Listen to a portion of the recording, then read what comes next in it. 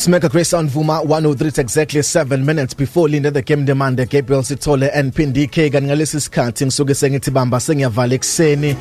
bamba ke sengiyavala before qola usuku lakho namhlanje ngomhla ka 26 April 2021 umshumeli chapter 3 verse 1 verse elodwa kuphela konke kunesikhathi sakho yonke indaba inomzuzu wayo phansi kwezulu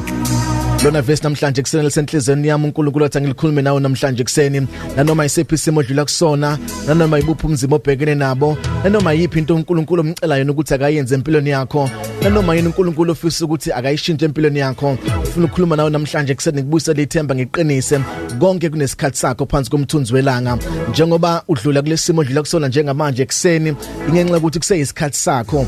isikhathi sikaNkulunkulu asifani nesikhathi sabantu nokwenza kaNkulunkulu akufani nokwabantu lithi iBhayibheli indlela zakhe ayifani neindlela zethu ngiyaunderstand ukuthi okwamanje usadlula ebuhlungweni okwamanje usadlula kuyipain okwamanje usadlula kwikhathi serejection kusekwisikhathi sakho ubuhlungu kodwa yonke into ngaphansi komthunzi welanga inesikhathi sayo njengoba kuseyisikhathi sakho sokuthi ukhale lokho usho ukuthi sikusekhona esinye isikhathi uNkulunkulu esingcona akazosiletha empilweni yakho okwamanje learn to endure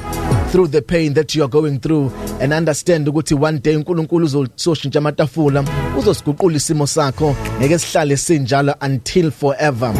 seyisikhathi sakho sokuthi udlule kuleso simo isikhathi ke sikaNkulunkulu asifani nesikhathi sabantu kwesinye isikhathi sike sifuna ukuthi uNkulunkulu asheshise izinto azenzayo ilungise kanti uNkulunkulu uyazi ukuthi akakabi isikhathi sokuthi alethe ezinye izinto empilweni yakho okwakho kumethemba uNkulunkulu noma ungathembisi umthemba uNkulunkulu noma unga-understand isimo but you need to trust God and believe in him and have faith kuNkulunkulu ngoba konke kunesikhathi sakho njengoba ngawuthola umsebenzi kuseyisikhathi sakho sokuthi ungabi namsebenzi kodwa akusho ukuthi uNkulunkulu akasekho akusho ukuthi uNkulunkulu akakubhekile akusho ukuthi uNkulunkulu akakuboni uyasibona isikhathi odlula kusona uyasibona nesimo obhekene naso kuseyisikhathi sokuthi udlule kuleso simo siyeza futhi esinye isikhathi ozodlula ubusodlulile kusona uyothi masubheke emumva ubuka uNkulunkulu ukuthi ukususe kuphi akubeka kuphi ngoba bekuseyisikhathi sokuthi udlule lapho musu kuyitshela ukuthi uflathela amazulu akuflathelele kodwa akuboni lodlula khona akuvumela ngoba themba ukuthi lesimo obhekene naso uzoba namandla okumelana naso ungazibulali ngoba udlula esimeni odlula kusona iseyisikhathi sakho futhi sizodlula ayikho into engadluli ayikho into engapheli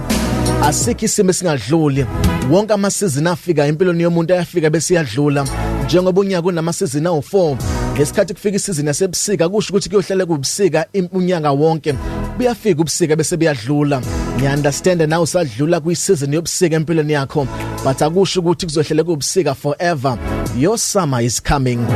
ihlobo lakho lizofika usadlula kuyiwinter nje kulesi sikhathi samanje but it will never be winter all your life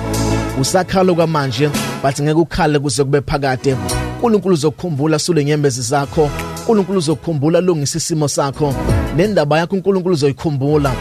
konke kunesikhathi sakho seyisikhathi nje sokudlula lapho odlula khona uSara wakwadlula esikhathini songabathola abantwana kwakuyisizini nje adlula kuyona uHana wakaba kuyisizini yokubathola abantwana wazwabizwa ngamagama bizwa ngenyumba ngenxa ukuthi akabathola abantwana it was just the season wayedlula kuyona nawe nje kuseyisikhathi odlula kusona siyeza isikhathi esodlula khona isimo obhekene naso futhi masesidlulile uyabona uNkulunkulu ukuthi ukhona futhi ubone ukuthi uNkulunkulu uyaphila ubone ukuthi uNkulunkulu uyakwazi ukuguqula amatafula it's just the season odlula kusona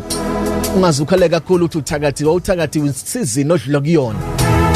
izodlula leyo season khala lokho kukhalayo seyisizini yokukhala kodwa usazohleka uNkulunkulu uzokukhumbula uhletshiwe uzokukhumbula udeliwe uzokukhumbula uNkulunkulu esimene obhekene naso. My name is Phumlani Nkwanyana. You are blessed, you are favored and you are set apart. Good morning Mega Grace Nation.